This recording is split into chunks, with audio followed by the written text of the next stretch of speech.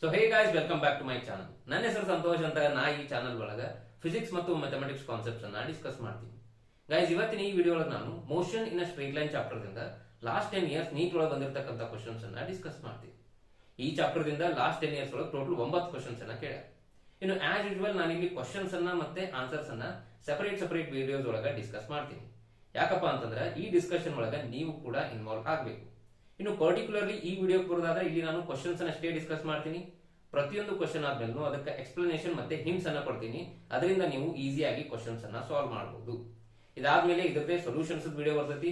ಅಲ್ಲಿ ನಿಮ್ಮ ಸೊಲ್ಯೂಷನ್ಸ್ ಅನ್ನ ನೀವು ಕಂಪೇರ್ ಮಾಡ್ಕೊಂಡು ಎಷ್ಟು ಕರೆಕ್ಟ್ ಆದು ಎಷ್ಟು ತಪ್ಪಾದು ಮತ್ತೆ ಏನೇನು ಡಿಫಿಕಲ್ಟೀಸ್ ಫೇಸ್ ಮಾಡಿದ್ರಿ ಅನ್ನೋದನ್ನ ಕಮೆಂಟ್ ಸೆಕ್ಷನ್ ಒಳಗೆ ಕಮೆಂಟ್ ಮಾಡಿ ನಮಗೆ ತಿಳಿಸಬೇಕು. So guys, without wasting much of our time, let's get start.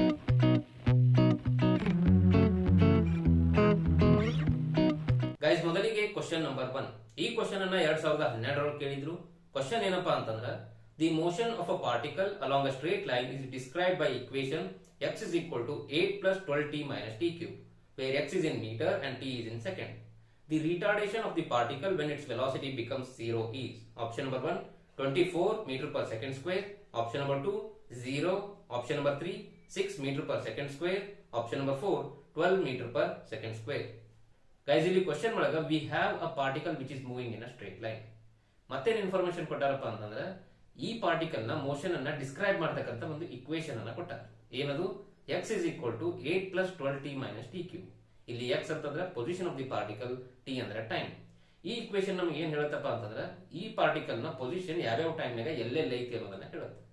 ಇನ್ನು ಇದರಿಂದ ನಾವೇನ್ ಕಂಡು ಹಿಡಿಬೇಕಪ್ಪ ಅಂತಂದ್ರೆ, we need to find retardation of the particle when its velocity 0.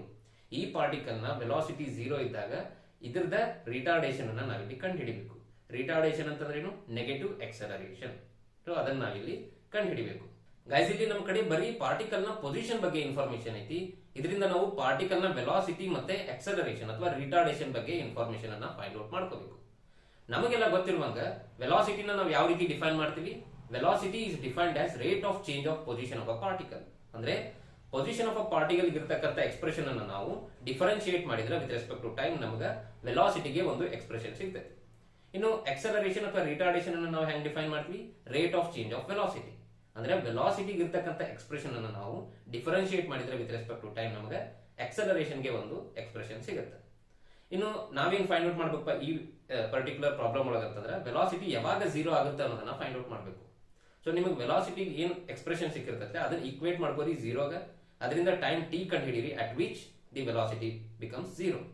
ಆ ಟೈಮ್ ವ್ಯಾಲ್ಯೂ ಅನ್ನ ನೀವು ಎಕ್ಸಲರೇಷನ್ ಸಿಕ್ಕಂತ ಎಕ್ಸ್ಪ್ರೆಷನ್ ಒಳಗೆ ಸಬ್ಸ್ಟಿಟ್ಯೂಟ್ ಮಾಡಿದ್ರೆ ನಿಮಗೆ ಫೈನಲ್ ಆನ್ಸರ್ ಸಿಗ್ತೈತೆ. ಅಂದ್ರೆ retardation at which the velocity becomes 0 ಅದು ನಿಮಗೆ ಸಿಗುತ್ತೆ. Guys, next question number 2. ಈ ಕ್ವಶನ್ ಅನ್ನ 2013 ಒಳಗೆ ಕೇಳಿದ್ರು. ಕ್ವಶನ್ ಏನಪ್ಪಾ ಅಂತಂದ್ರೆ, a stone falls freely under gravity. It covers distances h1, h2 and h3 in the first 5 seconds, the next 5 seconds and the next 5 seconds respectively. The relation between h1, h2 and h3 is option number 1 h2 is equal to 3h1 and h3 is equal to 3h2. Option number 2 h1 is equal to h2 is equal to h3. Option number 3 h1 is equal to 2 h2 is equal to 3 h3. Option number 4 h1 is equal to h2 by 3 is equal to h3 by 5. Guys, ಇಲ್ಲಿ question ಒಳಗ we have a stone which is under a free fall. ಮತ್ತೇನು information ಕೊಟ್ಟಾರಪ್ಪ ಅಂತಂದ್ರೆ, ಆ stone first 5 seconds ಒಳಗ h1 distance ಅನ್ನ cover ಮಾಡುತ್ತಾ, next 5 seconds ಒಳಗ h2 distance ಅನ್ನ ಕವರ್ ಮಾಡುತ್ತಾ, ನೆಕ್ಸ್ಟ್ 5 ಸೆಕೆಂಡ್ಸ್ ಒಳಗ h3 ಡಿಸ್ಟೆನ್ಸ್ ಅನ್ನ ಕವರ್ ಮಾಡುತ್ತೆ. ಅಂದ್ರೆ ಟೋಟಲ್ 15 ಸೆಕೆಂಡ್ಸ್ ಒಳಗ ಅದು h1 plus h2 plus h3 distance ಅನ್ನ ಕವರ್ ಮಾಡುತ್ತೆ. ಇಲ್ಲಿ ಕ್ವಶನ್ ಏನಪ್ಪಾ ಅಂತಂದ್ರೆ, we need to find relation between h1, h2 and h3. h1, h2 ಮತ್ತೆ h3 ಮಧ್ಯೆ ಇರತಕ್ಕಂತ ರಿಲೇಷನ್ ಅನ್ನ ನಾವಿಲ್ಲಿ ಕಂಡು ಹಿಡಿಬೇಕು. ಗೈಸ್, ಈ ಕ್ವಶನ್ ಅನ್ನ ಸಾಲ್ವ್ ಮಾಡ್ಲಿಕ್ಕೆ ನಾವು s is equal to ut plus half ad square equation ಅನ್ನ ಯೂಸ್ ಮಾಡೋಣ. ಇಲ್ಲಿ s ಅಂತಂದ್ರೆ ಡಿಸ್ಪ್ಲೇಸ್ಮೆಂಟ್, u ಅಂತಂದ್ರೆ ಇನಿಷಿಯಲ್ ವೆಲಾಸಿಟಿ, t ಅಂತಂದ್ರೆ ಟೈಮ್ ಮತ್ತೆ a ಅಂತಂದ್ರೆ ಎಕ್ಸಲರೇಷನ್. ಮೊದಲಿಗೆ ನಾವು ಈ ಸ್ಟೋನಿನ ಫಸ್ಟ್ 5 ಸೆಕೆಂಡ್ ಜರ್ನಿ ಏನಿದೆ ಅದಕ್ಕೆ ಈ ಇಕ್ವೇಶನ್ ಅನ್ನ ಯೂಸ್ ಮಾಡೋಣ. ಏನಪ್ಪ s ಅಂದ್ರೆ ಇಲ್ಲಿ ಡಿಸ್ಪ್ಲೇಸ್ಮೆಂಟ್ ಎಷ್ಟೈತಿ ಫಸ್ಟ್ 5 ಸೆಕೆಂಡ್ ಒಳಗ h1 ಐತಿ, that is equal to initial velocity 0 ಅಂತ ಆದ್ರೆ ಆ ut ಟರ್ಮ್ 0 ಆಗುತ್ತಾ, ಪ್ಲಸ್ ಹಾಫ್ a ಜಾಗದಾಗ acceleration due to gravity g ತಗೋರಿ, t ಸ್ಕ್ವೇರ್ ಅಂದ್ರೆ ಇಲ್ಲಿ 5 ಸ್ಕ್ವೇರ್ ದಟ್ ಈಸ್ 25 ಬರುತ್ತೆ. So h1 is equal to ಏನ್ ಬರ್ತೈತಿ 25g divided by 2 ಅಂತ ಹೇಳಿ ಬರುತ್ತೆ. ಸಿಮಿಲರ್ಲಿ ನೆಕ್ಸ್ಟ್ ಏನ್ ಮಾಡಪ್ಪ ಅಂದ್ರೆ, ಫಸ್ಟ್ 10 ಸೆಕೆಂಡ್ಸ್ ಇನ ಜರ್ನಿಗೆ ಈ ಇಕ್ವೇಶನ್ ನ ಅಪ್ಲೈ ಮಾಡಿದ್ರೆ ನಮಗೆ h1 plus h2 ಸಿಗುತ್ತೆ. ಸಿಮಿಲರ್ಲಿ h1 plus h2 ಸಿಗುತ್ತೆ. ಇದಾದ್ಮೇಲೆ ಫಸ್ಟ್ 15 ಸೆಕೆಂಡ್ ಜರ್ನಿಗೆ, ಟೋಟಲ್ 15 ಸೆಕೆಂಡ್ ಜರ್ನಿಗೆ ಈ ಇಕ್ವೇಶನ್ ಅನ್ನ ಹಾಕಿದಾಗ ನಮಗೆ h1 plus h2 plus h3 ಸಿಗುತ್ತೆ. ಸೊ ಆಲ್ರೆಡಿ ನಮಗೆ h1 ಗೊತ್ತೈತಿ, ಅದರಿಂದ ನಾವು h2 ಕಂಡು ಹಿಡಿಬಹುದು, ಆಮೇಲೆ h3 ಕೂಡ ಕಂಡು ಹಿಡಿಬಹುದು. ಈ ರೀತಿ ಮೂರು ಏನಪ್ಪಾ ವ್ಯಾಲ್ಯೂ ಸಿಕ್ಕ ಮೇಲೆ ಅದನ್ನು ಕಂಪೇರ್ ಮಾಡಿ ರೈಟ್ ಆನ್ಸರ್ ಅನ್ನ ಕಮೆಂಟ್ ಸೆಕ್ಷನ್ ಒಳಗೆ ಟೈಪ್ ಮಾಡ್ರಿ. Guys next question number 3. ಈ ಕ್ವಶನ್ ಅನ್ನು ಕೂಡ 2013 ಒಳಗನೆ ಕೇಳಿದ್ರು. ಕ್ವಶನ್ ಏನಪ್ಪಾ ಅಂತಂದ್ರೆ the displacement of a particle of mass m moving in one dimension under the action of a force is related to time t by t is equal to under root x plus 3. The displacement of the particle when its velocity is 0 will be option number 1 4 meter, option number 2 0, option number 3 6 meter, option number 4 2 meters. Guys, just like question number 1, ಈ question ಒಳಗೂ ಕೂಡ we have a particle which is moving in a straight line. ಅದೇ ರೀತಿ ಈ motion ಅನ್ನ describe ಮಾಡತಕ್ಕಂತ ಒಂದು equation ಅನ್ನು ಕೊಟ್ಟಾರೆ. ಏನದು t is equal to under root x plus 3. ಇಲ್ಲಿ t ಅಂದ್ರೆ ಟೈಮ್, x ಅಂದ್ರೆ ಡಿಸ್ಪ್ಲೇಸ್ಮೆಂಟ್. ಇಲ್ಲಿ ನಾವೇನ್ ಕಂಡು ಹಿಡಿಬೇಕಪ್ಪ ಅಂತಂದ್ರೆ we need to find the displacement of the particle when its velocity is 0. ಈ ಪಾರ್ಟಿಕಲ್ ವೆಲಾಸಿಟಿ 0 ಇದ್ದಾಗ ಆ ಟೈಮ್ನಾಗ ಡಿಸ್ಪ್ಲೇಸ್ಮೆಂಟ್ ಎಷ್ಟಿರ್ತೈತಿ ಅನ್ನೋದನ್ನ ನಾವಿಲ್ಲಿ ಕಂಡು ಹಿಡಿಬೇಕು. ಫಸ್ಟ್ ಆಫ್ ಆಲ್ ನಮಗೆ ಡಿಸ್ಪ್ಲೇಸ್ಮೆಂಟ್ ಒಂದು ಎಕ್ಸ್ಪ್ರೆಷನ್ ಬೇಕಿದೆ. ಕೊಟ್ಟಿದ್ದೇನು t is equal to under root x plus 3. 3 ಆ ಕಡೆ ಕಳಿಸಿದ್ರೆ under root x is equal to t minus 3 ಅಂತ ಹೇಳಿ ಬರೀಬಹುದು. Which means x is equal to t minus 3 whole square. So displacement ಗೆ ನಮಗೊಂದು ಎಕ್ಸ್ಪ್ರೆಷನ್ ಸಿಕ್ತು. ಇದನ್ನ ಡಿಫರೆನ್ಶಿಯೇಟ್ ಮಾಡಿದ್ರೆ ವಿತ್ ರೆಸ್ಪೆಕ್ಟ್ ಟು ಟೈಮ್ ನಮಗೆ ವೆಲಾಸಿಟಿಗೆ ಎಕ್ಸ್ಪ್ರೆಷನ್ ಸಿಗುತ್ತೆ. ಅದರಿಂದ ನಾವು 0 ಗೆ ಇಕ್ವೇಟ್ ಮಾಡ್ಕೊಂಡು ಯಾವ ಟೈಮ್ ಒಳಗ ವೆಲಾಸಿಟಿ 0 ಐತಿ ಅನ್ನೋದನ್ನ ಕಂಡುಹಿಡಿದು ನೆಕ್ಸ್ಟ್ ಆ ಟೈಮ್ ಅನ್ನ ನಾವು ಡಿಸ್ಪ್ಲೇಸ್ಮೆಂಟ್ ಇರತಕ್ಕಂತ ಎಕ್ಸ್ಪ್ರೆಷನ್ ಒಳಗೆ ಹಾಕಿದ್ರೆ you will get the right answer. Guys next question number 4. ಈ ಕ್ವಶನ್ ಅನ್ನ 2015 ಒಳಗೆ ಕೇಳಿದ್ರು. ಕ್ವಶನ್ ಏನಪ್ಪಾ ಅಂತಂದ್ರೆ a particle of unit mass undergoes one dimensional motion such that its velocity varies according to v of x is equal to beta x raised to minus 2n, where beta and n are constants and the x is the position of the particle. The acceleration of the particle as a function of x is given by option number 1 minus 2 beta square into x raised to minus 2n plus 1, option number 2 minus 2n beta square into x raised to minus 4n plus 1, option number 3 minus 2n beta square into x raised to minus 2n minus 1, option number 4 minus 2n beta square into x raised to minus 4n minus 1. Guys, again ಈ question ಒಳಗೂ we have a particle which is moving in a straight line. ಮತ್ತೇನ್ information ಕೊಟ್ಟಾರಪ್ಪ ಅಂತಂದ್ರೆ ಈ particle ನ velocity displacement ಜೊತೆ ಯಾವ ರೀತಿ very ಆಗುತ್ತೆ ಅನ್ನೋದಕ್ಕೆ ಒಂದು ಎಕ್ಸ್ಪ್ರೆಷನ್ ಕೊಟ್ಟಾರ. ಏನದು v of x is equal to beta into x raised to minus 2n ಅಂತ ಹೇಳಿ ಕೊಟ್ಟಾರ. ಇಲ್ಲಿ ಬೀಟಾ ಮತ್ತು n ಆರ್ ಕಾನ್ಸ್ಟೆಂಟ್ಸ್, x ಅಂತಂದ್ರೆ displacement of this particle. Question ಏನಪ್ಪಾ ಅಂತಂದ್ರೆ we need to find expression for acceleration. Acceleration ಗೆ expression ಕಂಡುಹಿಡಿಬೇಕು in terms of x. So ನಮ್ಗೆ ಗೊತ್ತಿರುವಂಗ acceleration is rate of change of velocity. ಅಂತಂದ್ರೆ ವೆಲಾಸಿಟಿನ ನಾವು ಡಿಫರೆನ್ಶಿಯೇಟ್ ಮಾಡಿದ್ರೆ ವಿತ್ ರೆಸ್ಪೆಕ್ಟ್ ಟು ಟೈಮ್ ನಮಗ ಎಕ್ಸಲರೇಷನ್ ಸಿಗ್ತೈತಿ. ಇಲ್ಲೂ ಕೂಡ ನೀವು ಅದನ್ನೇ ಮಾಡಬೇಕು. ವೆಲಾಸಿಟಿಗೆ ಏನ್ ಎಕ್ಸ್ಪ್ರೆಷನ್ ಐತೆ ಇದನ್ನ ಡಿಫರೆನ್ಶಿಯೇಟ್ ಮಾಡಬೇಕು ವಿತ್ ರೆಸ್ಪೆಕ್ಟ್ ಟು ಟೈಮ್. ಈ ರೀತಿ ಮಾಡಿದಾಗ ನಿಮಗ ಒಂದು ಟರ್ಮ್ ಬರ್ತೈತೆ ಏನು dx by dt ಅಂತ ಹೇಳಿ. ಯಾಕಪ್ಪ ಅಂತಂದ್ರೆ ವೆಲಾಸಿಟಿ ನಮ್ಗೆ ಇನ್ ಟರ್ಮ್ಸ್ ಆಫ್ ಟೈಮ್ ಇಲ್ಲ, velocity in terms of x ಇರೋದ್ರಿಂದ ಆ ಡಿಫರೆನ್ಶಿಯೇಟ್ ಮಾಡಿದ್ಮೇಲೆ ಆ ರಿಸಲ್ಟ್ ಒಳಗೆ ಲಾಸ್ಟಿಕ್ ಟರ್ಮ್ ಬರ್ತೈತಿ ಏನದು dx by dt. ಆ ಪ್ಲೇಸ್ ಒಳಗೆ ನೀವು ಏನ್ ತುಂಬ್ಕೋಬೇಕು ಅಂತಂದ್ರೆ ವೆಲಾಸಿಟಿದ ಎಕ್ಸ್ಪ್ರೆಷನ್ ಏನೈತಿಲ್ಲ ಅದನ್ನ ತುಂಬ್ಕೋಬೇಕು. ಯಾಕಂದ್ರೆ dx by dt is basically velocity. So ಈ ರೀತಿ ಮಾಡಿದ್ರೆ ನಿಮ್ಗೆ ಎಕ್ಸಲರೇಷನ್ ಗೆ ಎಕ್ಸ್ಪ್ರೆಷನ್ ಸಿಗ್ತೈತಿ ಇನ್ terms of x. Guys next question number 5. ಈ ಕ್ವಶನ್ ಅನ್ನ 2016 ಒಳಗೆ ಕೇಳಿದ್ರು. ಕ್ವಶನ್ ಏನಪ್ಪಾ ಅಂತಂದ್ರೆ 2 cars p and q start from a point at same time in straight line and their positions are represented by xp of t is equal to at plus bt square and xq of t is equal to ft minus t square. At what time do the cars have the same velocity? Option number 1 a minus f divided by 1 plus b, option number 2 a plus f divided by 2 into bracket b minus 1, option number 3 a plus f divided by 2 into bracket 1 plus b, option number 4 f minus a divided by 2 into bracket 1 plus b. Guys, ಇಲ್ಲಿ question ಒಳಗ we have 2 cars p and q moving in a straight line. Initially ಎರಡು car ಒಂದೇ place ದಿಂದ ಒಂದೇ timing start ಮಾಡ್ತಾವ and after time t their positions are given by two equations. For p we have equation xp of t is equal to at plus bt square. ಅಂದ್ರೆ at time t p l ಐತಿ ಅನ್ನೋದಕ್ಕೆ ಈ equation ನಮಗ information ಕೊಡುತ್ತೆ. Similar to this we also have equation for q. xq of t is equal to ft minus t square ಅಂತ ಹೇಳಿ ಐತಿ. Question ಏನಪ್ಪಾ ಅಂತಂದ್ರೆ we need to find the time at which both of them have same velocity. ಎರಡಕ್ಕೂ same velocity ಇರತಕ್ಕಂತ time ಅನ್ನ ನಾವಿಲ್ಲಿ ಕಂಡು ಹಿಡಿಬೇಕು. ನಾವು ಪ್ರೀವಿಯಸ್ ಕ್ವಶನ್ಸ್ ಒಳಗೆ ಏನ್ ಮಾಡಿದ್ವಿ ಇಲ್ಲಿ ಕೂಡ ಅದನ್ನೇ ಮಾಡ್ತೀವಿ. ಏನಪ್ಪಾ ಡಿಸ್ಪ್ಲೇಸ್ಮೆಂಟ್ ದಿಂದ ವೆಲಾಸಿಟಿಯನ್ನ ಕಂಡು ಹಿಡ್ಕೊಳ್ಳೋದು. ಏನ್ ಮಾಡ್ತೀವಿ ಇಕ್ವೇಶನ್ ಫಾರ್ ಪಿ ಏನಿಲ್ಲ ಅದನ್ನ ಡಿಫರೆನ್ಶಿಯೇಟ್ ಮಾಡಿದ್ರೆ ವಿತ್ ರೆಸ್ಪೆಕ್ಟ್ ಟು ಟೈಮ್ ನಮಗ ವೆಲಾಸಿಟಿ ಆಫ್ ಪಿ ಸಿಗುತ್ತೆ. ಸಿಮಿಲರ್ಲಿ ಇಕ್ವೇಶನ್ ಫಾರ್ ಕ್ಯೂ ಏನೈತೆ ಅದು ಡಿಸ್ಪ್ಲೇಸ್ಮೆಂಟ್ ಅದ ಅದನ್ನ ಡಿಫರೆನ್ಶಿಯೇಟ್ ಮಾಡಿದ್ರೆ ವಿತ್ ರೆಸ್ಪೆಕ್ಟ್ ಟು ಟೈಮ್ ನಮ್ಗೆ ಏನ್ ಸಿಗುತ್ತೆ ವೆಲಾಸಿಟಿ ಆಫ್ ಕ್ಯೂ. ಎರಡನ್ನು ಈಕ್ವೇಟ್ ಮಾಡ್ಕೋರಿ, ಟಿ ಅನ್ನ ಒಂದ್ ಕಡೆ ಇಟ್ಟು ಉಳಿದಿದ್ದೆಲ್ಲ ಟರ್ಮ್ಸ್ ಒಂದ್ ಕಡೆ ಕಳಿಸಿದ್ರೆ ನಿಮಗೆ ಟಿ ವ್ಯಾಲ್ಯೂ ಸಿಗುತ್ತೆ. Guys next question number 6. ಈ ಕ್ವಶನ್ ಅನ್ನು ಕೂಡ 2016 ಒಳಗನೆ ಕೇಳಿದ್ರು. ಕ್ವಶನ್ ಏನಪ್ಪಾ ಅಂತಂದ್ರೆ if the velocity of a particle is v equal to at plus bt square where a and b are constants, then the distance traveled by it between 1 second and 2 second is option number 1 3 by 2a plus 7 by 3b, option number 2 a by 2 plus b by 3, option number 3 3 by 2a plus 4b, option number 4 3a plus 7b. Guys, ಇಲ್ಲಿ question ಒಳಗ we have a particle whose velocity is given in terms of time. Equation ಏನೈತಿ v is equal to at plus bt square. ಇಲ್ಲಿ a ಮತ್ತು b ಎರಡು constants ಅದಾವ ಅಂತ ಹೇಳ್ಯಾರ, ಮತ್ತೆ t ಅಂದ್ರೆ ಇಲ್ಲಿ ಟೈಮ್. ಕ್ವಶನ್ ಏನಪ್ಪಾ ಅಂತಂದ್ರೆ we need to find distance traveled by this particle between time interval 1 second and 2 second. 1 second ಮತ್ತು 2 ಸೆಕೆಂಡ್ ಇವೆರಡರ ಮಧ್ಯೆ ಇರತಕ್ಕಂಥ ಟೈಮ್ ಇಂಟರ್ವಲ್ ಏನೈತಿಲ್ಲ ಅಷ್ಟರೊಳಗ ಇದು ಎಷ್ಟು ಡಿಸ್ಟೆನ್ಸ್ ಅನ್ನ ಟ್ರಾವೆಲ್ ಮಾಡಿತು ಅಂತ ಹೇಳಿ ನಾವಿಲ್ಲಿ ಕಂಡು ಹಿಡಿಬೇಕು. ನಾವು ಇಷ್ಟೊತ್ತನ ಏನ್ ಪ್ರಾಬ್ಲಮ್ಸ್ ಮಾಡಿದೀವಲ್ಲ ಅಲ್ಲಿ ಡಿಸ್ಪ್ಲೇಸ್ಮೆಂಟ್ ಇಂದ ವೆಲಾಸಿಟಿ ಕಂಡು ಹಿಡಿದಿದ್ವಿ, ವೆಲಾಸಿಟಿಯಿಂದ ಎಕ್ಸಲರೇಷನ್ ಕಂಡು ಹಿಡಿದಿದ್ವಿ. ಡಿಸ್ಪ್ಲೇಸ್ಮೆಂಟ್ ಅನ್ನ ಡಿಫರೆನ್ಶಿಯೇಟ್ ಮಾಡಿದ್ರೆ ವೆಲಾಸಿಟಿ ಸಿಗುತ್ತಾ, ವೆಲಾಸಿಟಿಯನ್ನ ಡಿಫರೆನ್ಶಿಯೇಟ್ ಮಾಡಿದ್ರೆ ಎಕ್ಸಲರೇಷನ್ ಸಿಗ್ತದೆ. ಆದ್ರೆ ಇಲ್ಲಿ ನಾವು ವೆಲಾಸಿಟಿಯಿಂದ ಡಿಸ್ಪ್ಲೇಸ್ಮೆಂಟ್ ಅಥವಾ ಡಿಸ್ಟೆನ್ಸ್ ಅನ್ನ ಕಂಡು ಹಿಡಿಬೇಕು. This is the reverse process. So basically ಇಲ್ಲಿ ನಾವೇನ್ ಮಾಡಬೇಕು, ಇಂಟಿಗ್ರೇಟ್ ಮಾಡಬೇಕು, ವೆಲಾಸಿಟಿನ ಇಂಟಿಗ್ರೇಟ್ ಮಾಡಬೇಕು ವಿತ್ ಪ್ರಾಪರ್ ಲಿಮಿಟ್ಸ್. ಸೊ ಅವಾಗ ನಮಗೆ ಆ ಟೈಮ್ ಇಂಟರ್ವಲ್ ಒಳಗೆ ಎಷ್ಟು ಡಿಸ್ಟೆನ್ಸ್ ಕವರ್ ಮಾಡ್ತೀವಿ ಅನ್ನೋದು ಸಿಗುತ್ತೆ. ಸೊ ಬೇಸಿಕಲಿ ಏನ್ ಮಾಡಬೇಕು, integration of V D T from 1 to 2 ಮಾಡಿದ್ರೆ ನಿಮ್ಗೆ ಇಲ್ಲಿ ಆನ್ಸರ್ ಸಿಗುತ್ತೆ. Guys next question number 7. ಈ ಕ್ವಶನ್ ಅನ್ನ 2017 ಕೇಳಿದ್ರು. ಕ್ವಶನ್ ಏನಪ್ಪಾ ಅಂತಂದ್ರೆ Preeti reached the metro station and found that the escalator is not working. She walked up the stationary escalator in time t1. On the other days, if she remains stationary on the moving escalator, then the escalator takes her up in time t2. The time taken by her to walk up on the moving escalator will be option number 1 t1 plus t2 divided by 2, option number 2 t1 t2 divided by t2 minus t1, option number 3 t1 t2 divided by t2 plus t1, option number 4 t1 minus t2. Guys ಇಲ್ಲಿ question ಒಳಗ ಪ್ರೀತಿ ಅನ್ನೋ ಒಬ್ಬಾಕಿ metro station ಹೋಗ್ಯಾಳ.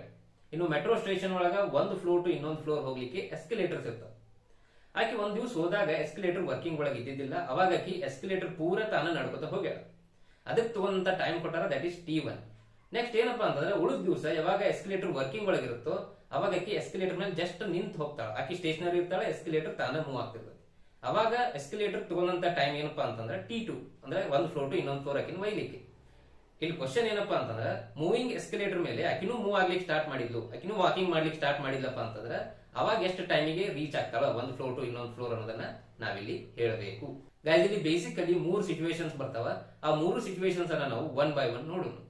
ಮೊದಲನೇ situation ಏನಪ್ಪಾ ಅಂತಂದ್ರೆ ಪ್ರೀತಿ walk ಮಾಡ್ತಿರ್ತಾಳ, escalator stationery ಇರ್ತೈತಿ. ಅವಾಗ ಆಕಿ ತಗೊಂಡಂತ ಟೈಮ್ ಏನೈತಿ t1. That t1 is equal to length of escalator divided by speed of Preeti. t1 is equal to L divided by dp. ಎರಡನೇ ಸಿಚುವೇಶನ್ ಏನಪ್ಪಾ ಅಂತಂದ್ರೆ ಪ್ರೀತಿ ಸ್ಟೇಷನರಿ ಇರ್ತಾಳ, ಎಸ್ಕಲೇಟರ್ ಮೂವಿಂಗ್ ಒಳಗೆ ಇರ್ತೈತಿ. ಅವಾಗ ಆಕಿ ತಗೊಂಡಂತ ಟೈಮ್ ಅಷ್ಟ t2. t2 is equal to L divided by ve. L ಅಂದ್ರೆ length of the escalator, ve ಅಂತಂದ್ರೆ ಸ್ಪೀಡ್ ಆಫ್ ದಿ ಎಸ್ಕಲೇಟರ್. ಇನ್ನು ಮೂರನೇ ಸಿಚುವೇಶನ್ ಒಳಗ ಇಬ್ರು ಮೋಷನ್ ಒಳಗೆ ಇರ್ತಾರ, ಆಕಿನೂ ವಾಕಿಂಗ್ ಮಾಡ್ತಿರ್ತಾಳ, ಅದು ಕೂಡ ಮೂವ್ ಆಗ್ತಿರ್ತೈತಿ. ಅವಾಗನ ನಮಗೆ ಟೈಮ್ ಎಷ್ಟು ಅಂತ ಹೇಳಬೇಕಾಗೈತಿ, ಅದನ್ನ t3 ಅಂತ ಹೇಳ್ತಾರಿನು.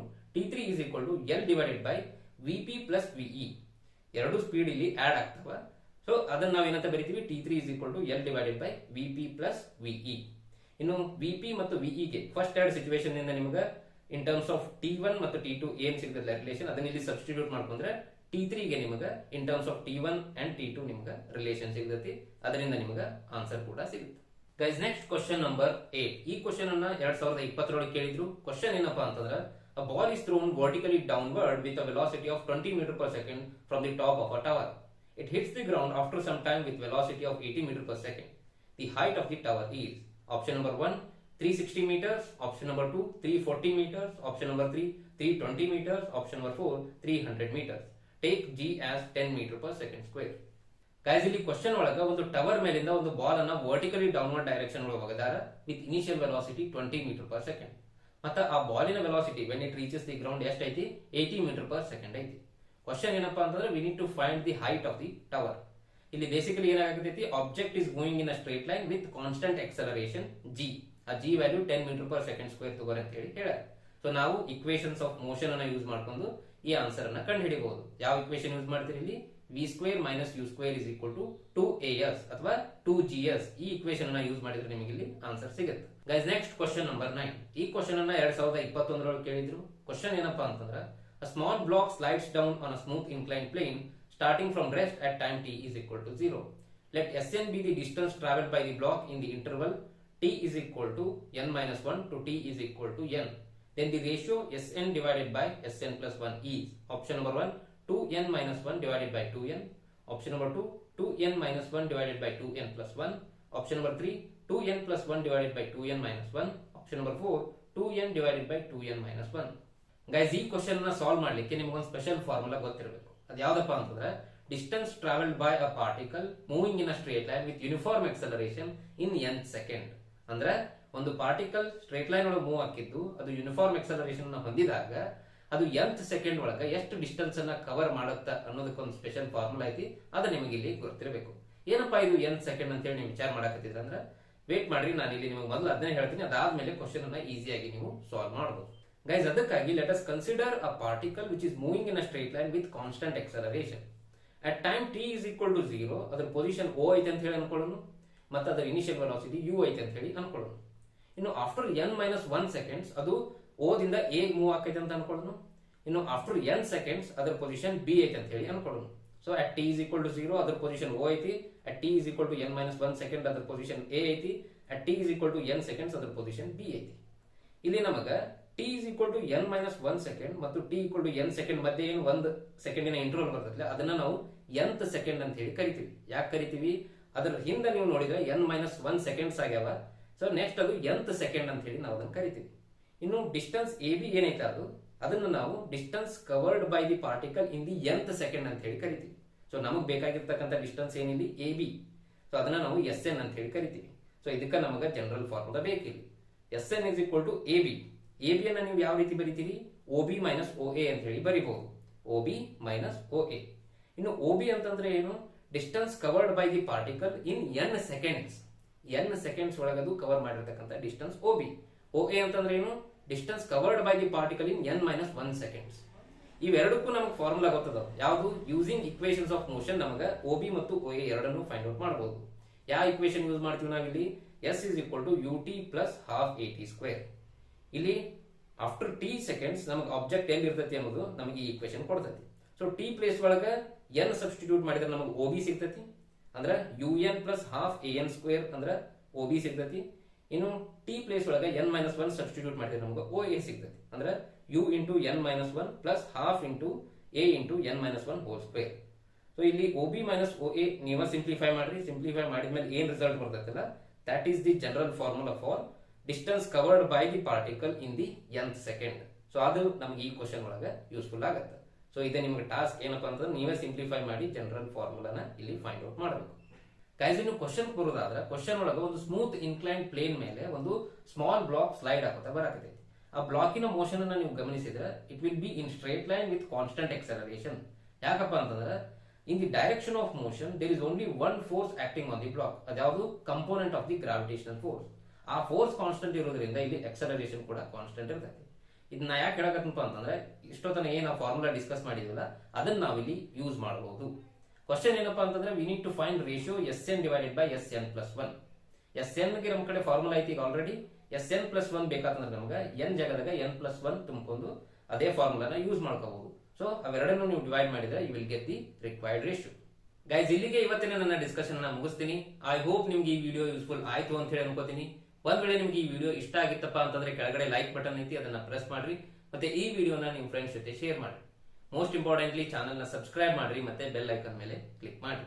ಅಂಡ್ ಫೈನಲಿ ಹೋಗಿನ ಮುಂಚೆ ನಿಮ್ಗೆ ಏನಾದರೂ ಡೌಟ್ಸ್ ಅಥವಾ ಸಜೆಷನ್ಸ್ ಇದ್ರೆ ಕೆಳಗಡೆ ಕಮೆಂಟ್ ಬಾಕ್ಸ್ ಅಲ್ಲಿ ಕಮೆಂಟ್ ಮಾಡಿ ನಮಗೆ ತಿಳಿಸ್ರಿ. So guys, thanks for watching and stay tuned for the next video.